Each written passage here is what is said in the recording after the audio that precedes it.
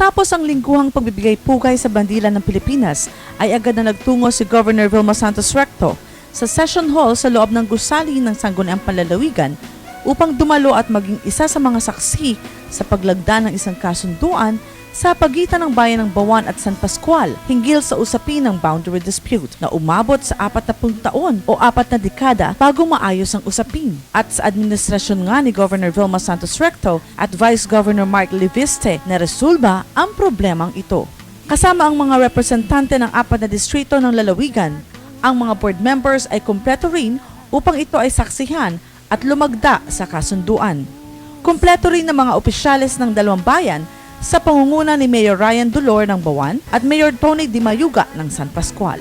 Ang quasi-judicial adjudication settlement na ito ay pinangunahan naman ni 2nd District Board Member Flor De Loyola.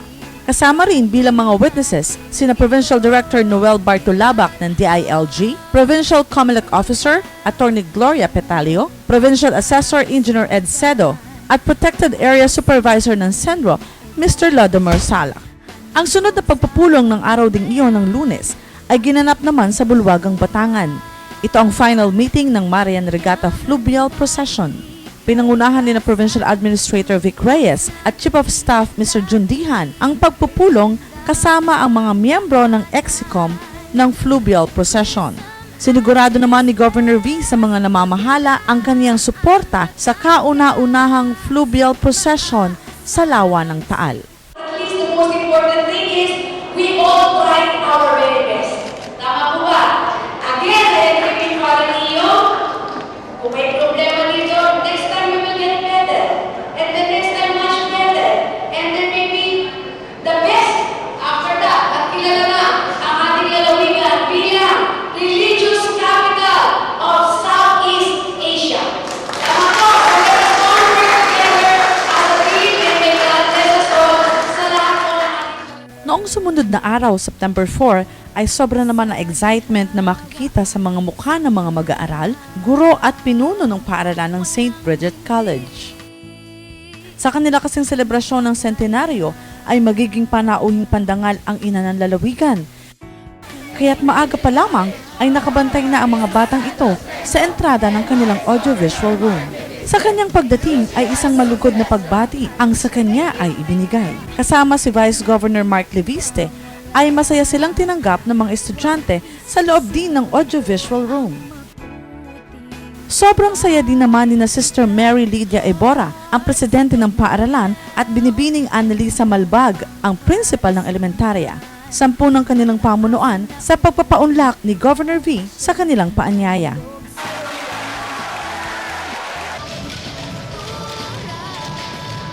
Isa kasi sa mga aktibidad ng selebrasyon ang samot-saring paligsahan sa sentenaryo na sinalihan ng 16 na paaralan.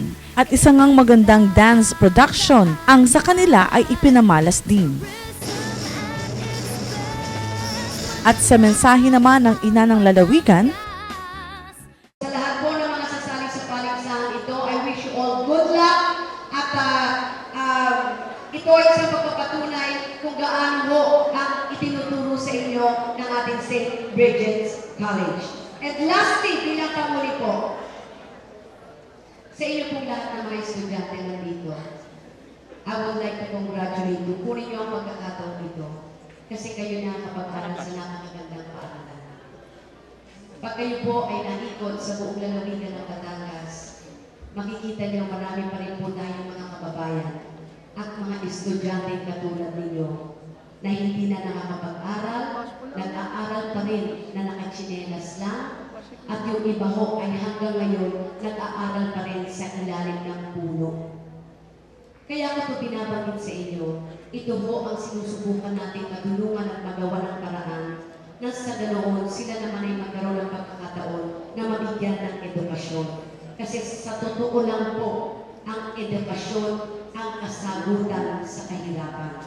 Maybe it's a cliche o sinasabi nilang kasabihan, but that is the truth. Ito ang isang bagay na hindi mananakaw sa ating lahat. And to all of you, to all our students here in St. Bridget's College, take advantage of this. Don't take your studies for granted. Napakaswerte po ninyo at nabibigyan kayo ng pagkakataon na magkaroon ng magandang edukasyon. Dahil ang katapat nito ay ang maganda ninyong kinabukasan. So to all our students, totoo ito, hindi ito kasabihan. Kayo ang aming kinabukasan. And to all our students, congratulations! Please keep up the good work, study well, and my best wishes to all your future undertakings. Pagpalain nawa tayo ng Panginoon Diyos. Mabuhay ang St. Bridget's College! Magandang umaga po. At matapos ang mensahe ay isang plake ng pagpapahalaga ang iginawad kay Governor Vilma Santos Recto mula kina Binibining Malbag, Sister Lydia at Sister Bagot. At bago nga siya umalis sa St. Bridget ay masaya siyang nakisalamuha sa mga guro at estudyante ng paaralan.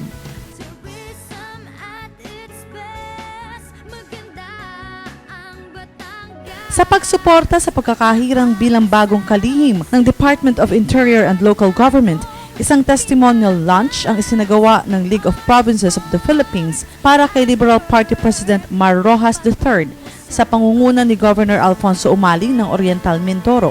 Kasama ang 35 gobernador mula sa iba't ibang lalawigan na kasapi sa Liberal Party. Isa si Governor Vilma Santos Recto sa nagbigay ng suporta kay Secretary Rojas sa pagpapatuloy ng mga programang pagbabago na nasimulan ng pumanaw na si Secretary Jesse Robredo para sa mga lokal na pamahalaan sa bansa. Ipinahayag ni Secretary Rojas na ang hangarin niya bilang bagong kalihim ng DILG ay naaayon sa direktibang ibinigay ni President Noynoy Aquino na patuloy na bagtasin ang daang matuwid upang makamit ang reforma sa pamamahala na maipagmamalaki ng mga Pilipino. Naganap ang okasyon sa Oakwood Hotel sa Ortigas. Matagumpay namang ipinagdiwang sa lalawigan ng Batangas ang alay lakad para sa kabataan na dinaluhan at sinamahan ng iba't ibang ahensya ng pamahalaan, paaralan at samahang sibiko noong Setyembre 7. Maagang dumating sa PNP camp si Governor Vilma Santos Recto kasama ang batang aktres na si Kim Chiu. Mahigit 1 kilometro rin ang kanilang nilakad patungo sa sentro ng selebrasyon, ang Kapitolyo. Ang lakad para sa kabataan na may temang Hakbang Mo, alay sa kabataang Batanggenyo ay naglalayo na makatulong sa mga out-of-school youth at mga kabataan na nais mag-aral ngunit kulang sa pantustos sa pag-aaral.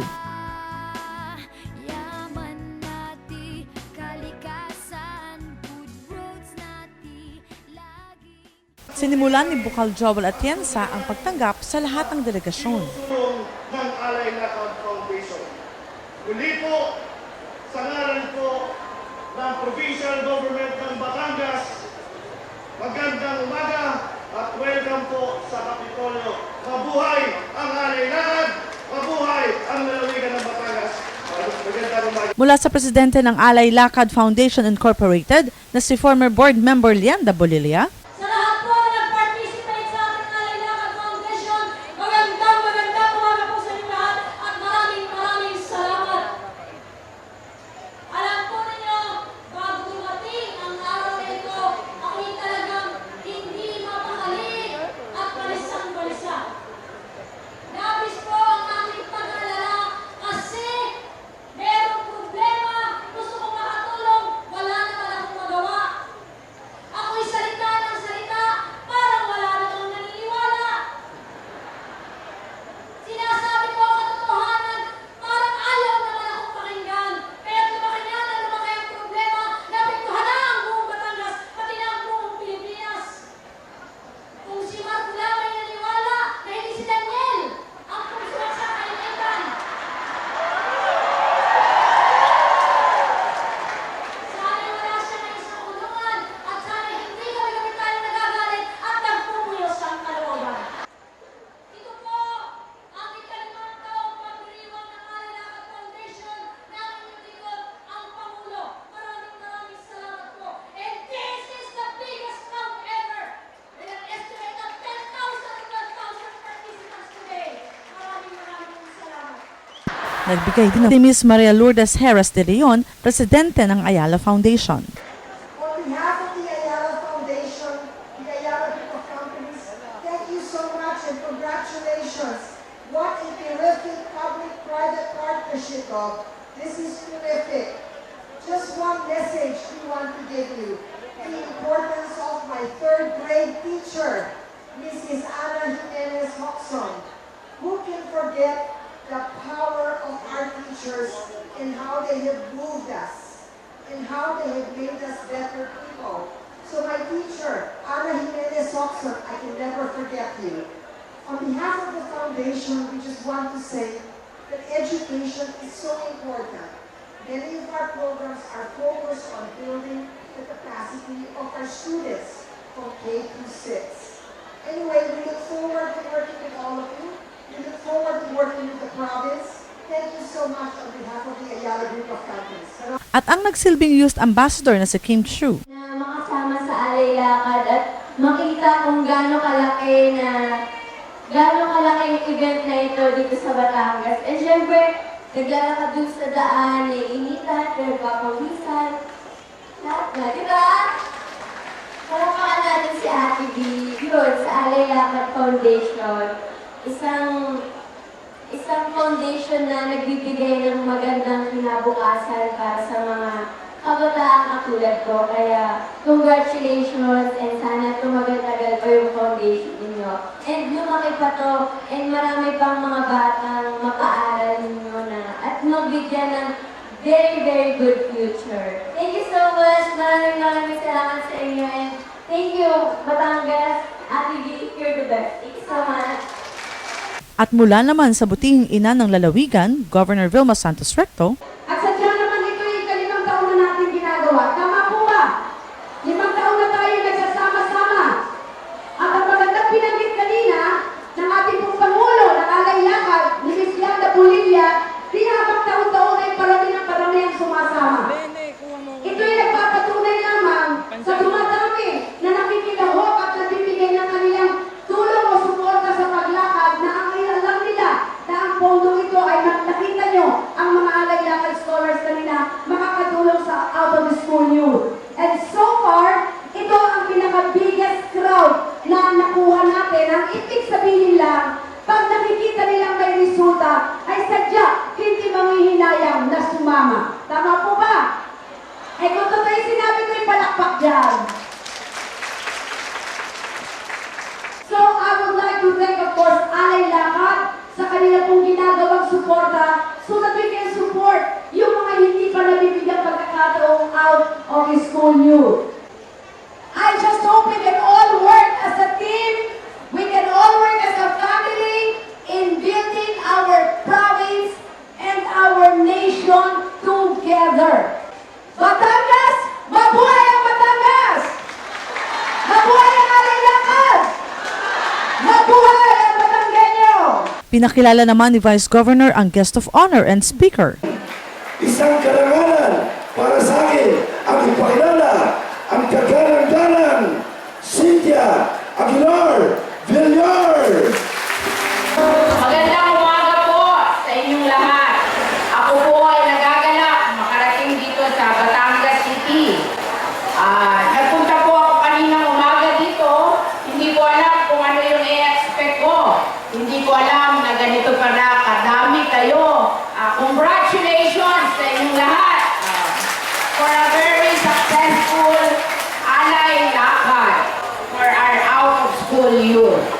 Ang okasyong ito ay sinuportahan din ng mga board members ng lalawigan at ng mga punong bayan. Samantala, nakuha naman ng delegasyon ng DepEd Province sa pangungunan ni Dr. Donato Bueno ang lahat ng awards, kabilang ang Biggest Contributor, Best in Uniform, Biggest Delegation at Best Muse. Tinatayang nasa 1.2 milyong piso ang nakalap bilang donasyon mula sa mga nagsidalo at sumuporta sa okasyon. Mula sa Alay Lakad ay nagtungo naman si Governor Vilma Santos Recto sa Club Malarayat Country Club sa lungsod ng Lipa para sa First General Assembly ng Partido Liberal dito sa lalawigan ng Batangas. Kulay dilaw ang paligid na sumisimbolo ng patuloy na pag-asa at pagbabago. Dumating din sa okasyon sina Congressman Sani Angara ng Aurora at Congressman Lorenzo Erin Taniada III ng Quezon. Masaya ang paligid lalo na nang dumating ang ipinagmamalaking Batanggenyong Senador, Honorable Ralph Recto. Kasunod ang pagdating ni Governor Vilma Santos Recto.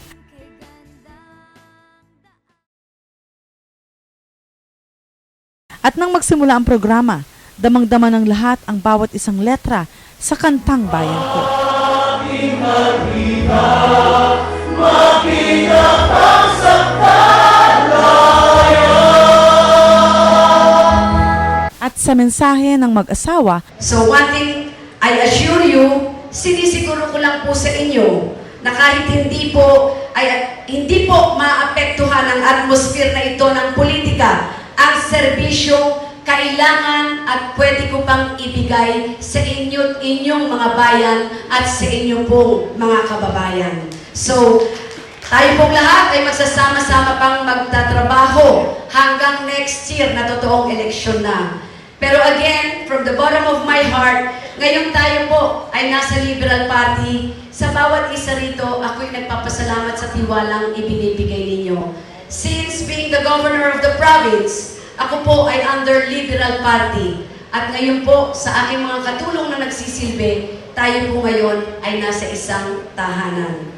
So we will all continue to work as a team, as I always say, we will all continue to work as a family, and we will all continue to work with partnership in building our province and our nation together. Kasi hindi ko po ito kayang mag-isa. So para sa akin, mabuhay ang Batangas! Mabuhay ang Batanggenyo! Mabuhay ang Liberal Party! Pagpalain nawa tayo ng ating Panginoon at sana po sa lahat ng ating magandang adhikain na pagsilbihan ng ating kababayan, sana po sama-sama tayo and may God bless us all. Again to each and everyone, welcome po sa Liberal Party.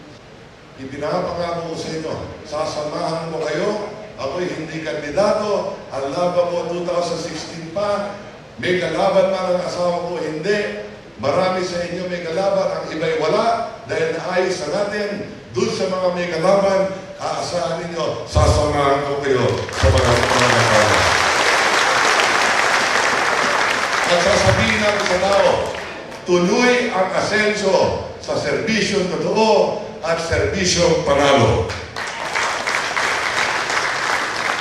Again, thank you very much. Maraming salamat sa lahat ng tulong niyo sa aking asawa, sa lahat ng ginagawa niyo para sa mga kababayan at sa Batangas.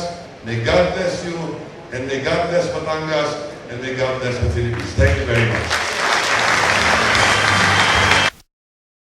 sinundan ito ng mass oath-taking sa harap ni Governor Vilma Santos Recto. Tunay nga na dito sa lalawigan ng Batangas, nagkakaisa ang partido sa kanilang sigaw, tuloy ang asenso,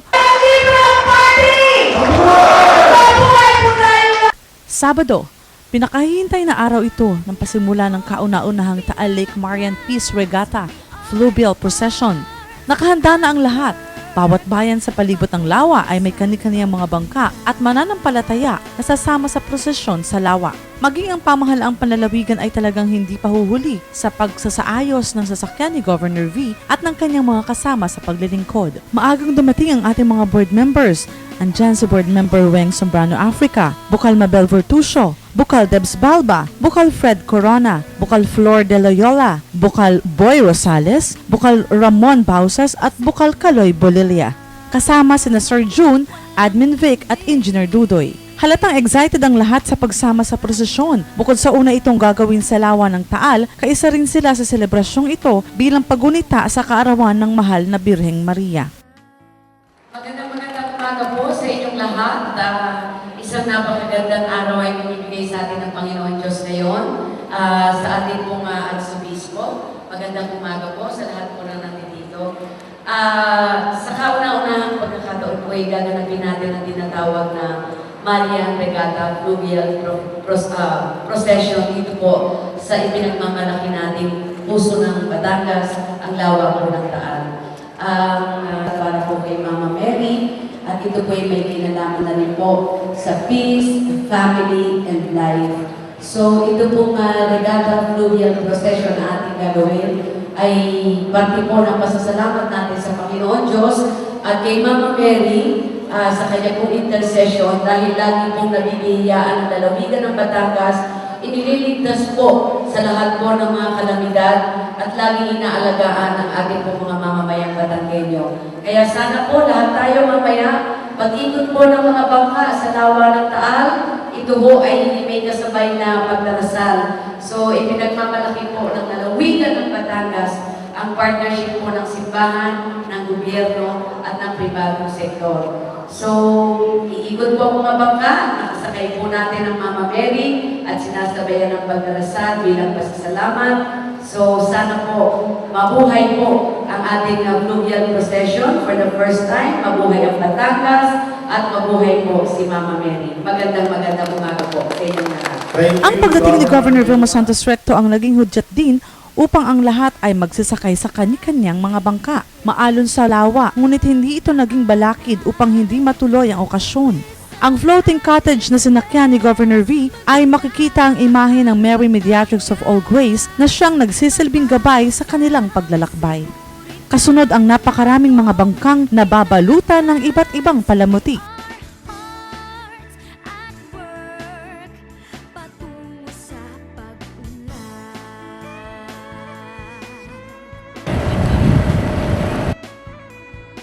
Nakita namin ang bangka kung saan lulan si Archbishop Ramon Argelius na taimtim na nananalangin. Kasama sa bangkang iyon, si Vice Governor Mark Leviste. Iba't ibang imahen din ng mga santo ang nagsisilbing mga gabay sa pag-ikot. Tinatayang nasa mahigit 5,000 katao ang dumalo at nakiisa sa okasyon. Walang hindi makakaya. Kung mayroong pagsisika, ang sipag at tiyaga, huwag nating iwawala. Huwag isusuko ang mabuting gawa.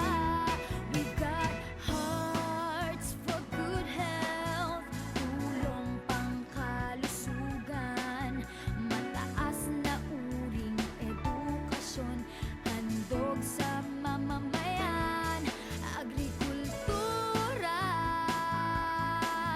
yaman na. Matapos ang humigit kumulang na 3 oras na prosesyon sa lawa, muling nagbalik ang mga mananampalataya sa bayan ng San Nicolas para naman sa mga pahayag at kwento tungkol sa banal na ina.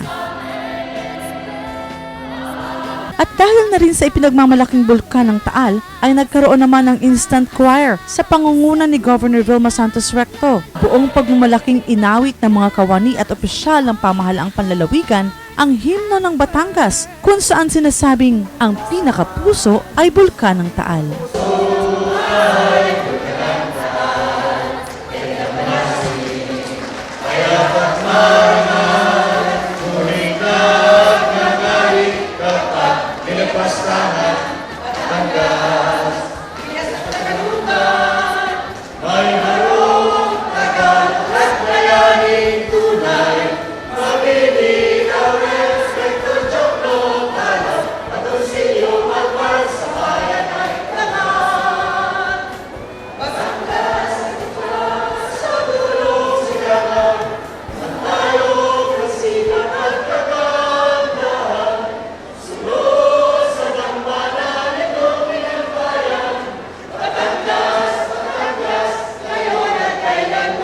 Matapos ang programa, isa namang misa ang isinagawa.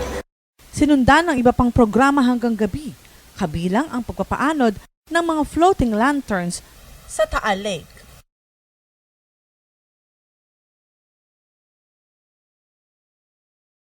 At ito ang mga naging aktibidad ng ating mahal na governor noong nakaraang linggo.